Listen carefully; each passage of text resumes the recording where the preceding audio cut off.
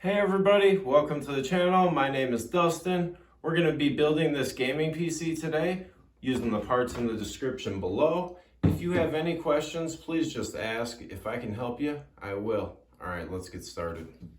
And as always, I'll have some benchmarks at the end so you can see what to expect if you build this PC. First off, we're starting out cleaning the case here, just in case there's any metal shavings. And we're also removing the fan that was in the back. Then we're going to install the PSU here. Make sure that you have the fan pointed down when you put the PSU in, because it draws air from the bottom and it blows that air out the back. And this will keep your PC nice and, or your PSU nice and cool. I like to plug the cables in that I'm going to be using before I install the PSU. As you can see, they're already plugged in there, and that just makes it easier later on. I'm just stuffing the cables inside so that when we flip this PC back and forth, we're just not hitting all the cables.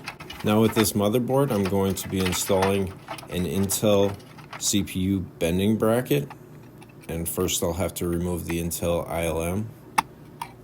And the reason for that is 12th gen just runs a little bit cooler with this bending bracket. When placing the CPU in, just make sure you mark up the arrow on the motherboard with the arrow on the CPU, that they're in the same location. And then you just drop it in there, and we'll tighten that bracket down. If you are going to install one of these bending brackets, I do have a video.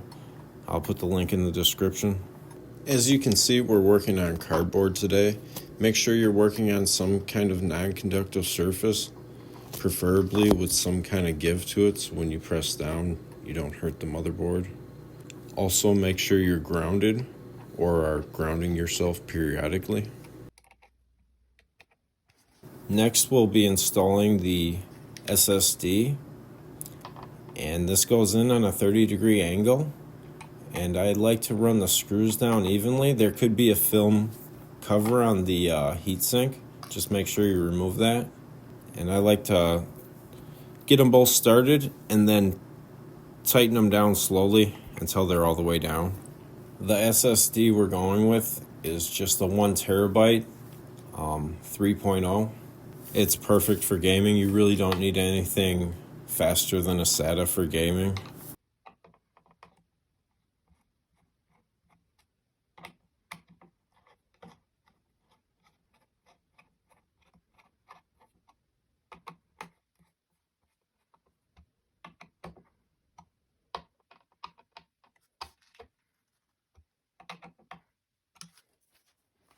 Next, we're going to be installing the RAM. Make sure you install them in the correct spots. It's usually A2 and B2, but you can look right on your motherboard. It should have markings. If not, look at the motherboard manual. But it is really important you put those in the right spot. Next, we're installing the CPU cooler. First off, on the back plate, you got to move the bracket into the correct 1700 position for the Intel, because we're working with a 12600K today. That's Intel's LGA 1700. Once you have that in, there's these spacers that you put down, and then you just tighten the brackets to the back plate. This CPU cooler was really easy to install. About the worst part of it is once you actually put the CPU cooler on, the 2 screws on the CPU cooler are spring-loaded, so you have to push them down to get them started, which if you're not used to doing that, it can be kind of scary because you don't want to strip them. I was a mechanic for 10 years, so I have tons of experience with loaded bolts and screws and nuts and you name it. So it didn't bother me at all. When applying the thermal paste, just try and get a nice even coat down there. Always make sure you remove the film cover from the bottom of the CPU cooler. And again, when tightening down the CPU cooler, I like to just get them started and then run them down evenly. 3 turns here, 3 turns on the other side, 3 turns on this side, 3 turns on the next side, until they're all the way flush.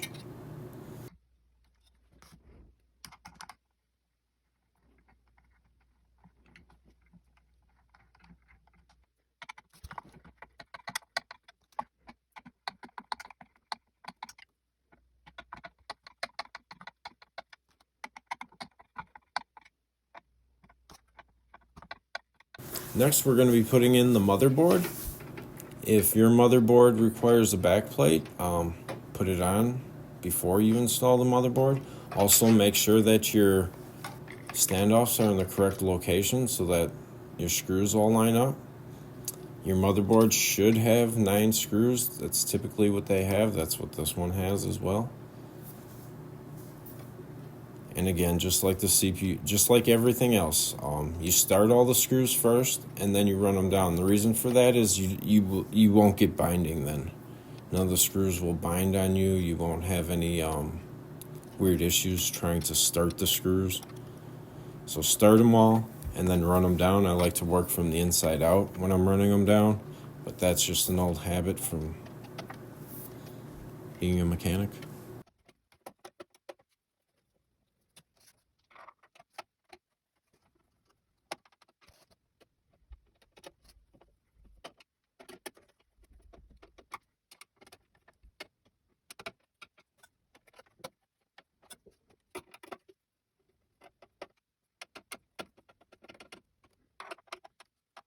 Next up, we got the fans. We're going to install 2 intake fans on the front of the case and 1 exhaust fan on the rear. When you're doing this, make sure that you plan out where the wires are going to go so that they're not, it just makes wire management easier. If you know exactly where you want to run the wires out before you put them in, that way you can line them up. Also, fans are directional. The air always flows towards the cage, which is the side that the wires are on, I guess would be the easiest to explain it. The side with the open fan is intake, and the side that is actually attached to the hub is exhaust. On most fans, there are some exceptions. I ran these fans all the way at the bottom so that on the lowest position so that the air would get beneath the GPU.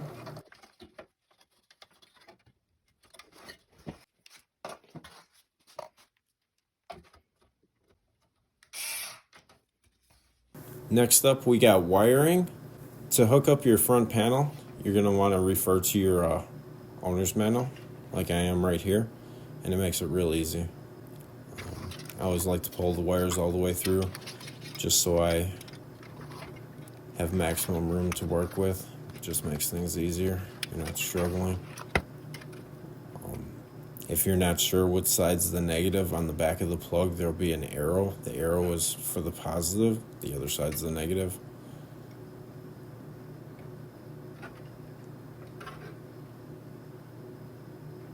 You don't have to hook up the reset switch if you don't want to.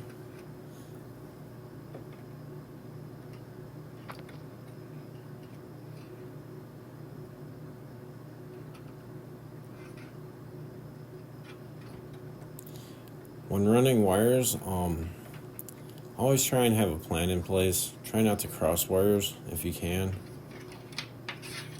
It just makes later on everything easier. Right now I'm just plugging in the LEDs. I'm daisy chaining all the LEDs together. That way I can just plug into one spot on the board.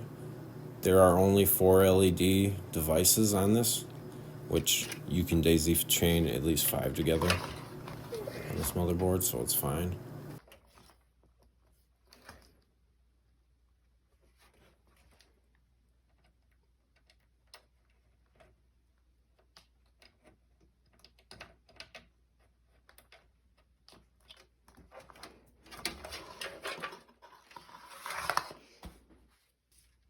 Now I'm daisy chaining the front 2 fans together because I want them to adjust at the same rate. The CPU fan and the exhaust fan I will hook up separately, but when I adjust my intake, I want them both to be at the exact same level.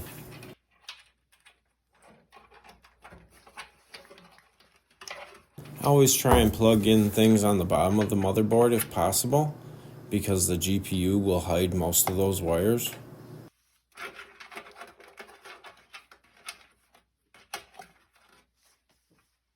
I like to run the big wires from the PSU last because it covers up all the little wires and they're just easier to run. The little wires tend to be shorter, so if you run them first, you're not going over the big wires and you just have more room, and it looks way cleaner at the end having the big wires on the outside and covering up all the little wires. It looks way less clustered.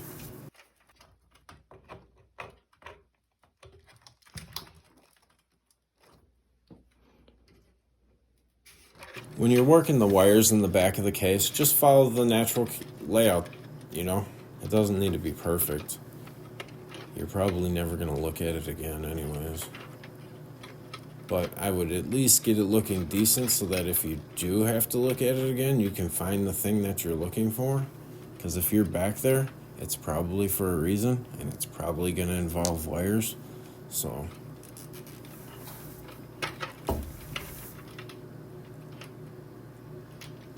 also, when you're wiring like this, be aware of the big holes in the case, and that your wires can show through if you have them running across the hole like I got right now in this shot. Those wires will show up when you're looking at it from the inside if I don't rectify that situation, which I do later on.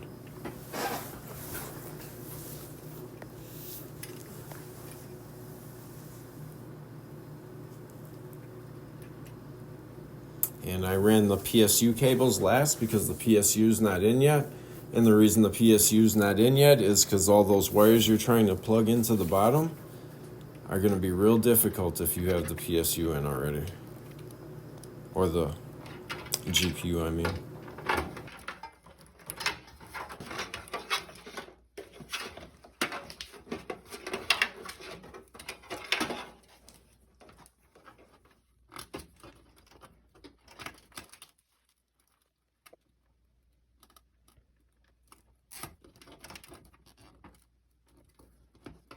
Now it's time to install the GPU.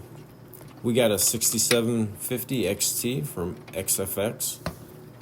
It's actually pretty big for this case, and it was definitely a tight fit. When you're running a GPU this big in a case this small, do not put your intake fans at max. You will end up creating turbulence, and your GPU won't get the air that it needs to get. Instead, it'll keep recycling the same air. It's just because the fan's so close to the GPU that it will create turbulence right there, which will make the path of least resistance upwards, and so the air won't even go underneath.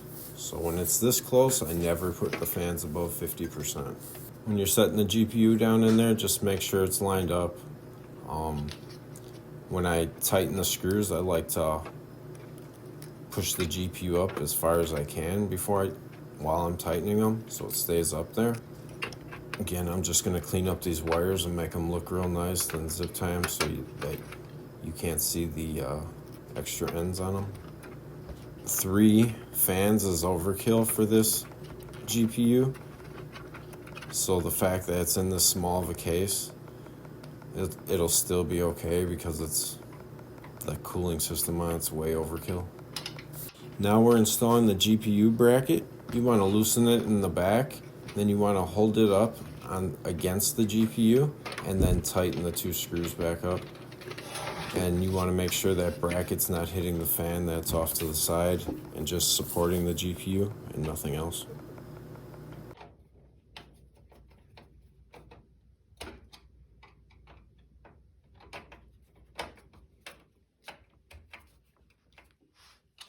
Alright, on to the benchmarks. Here in R20, we got a score of 6,533 points with a max temperature of 62 degrees on the CPU. Next, we got Time Spy, and with Time Spy, we got a score of 13,408. And lastly, we got Firestrike with a score of 27,908. Alright guys, thanks for watching. Subscribe, hit the like button if you can, and enjoy some B-roll.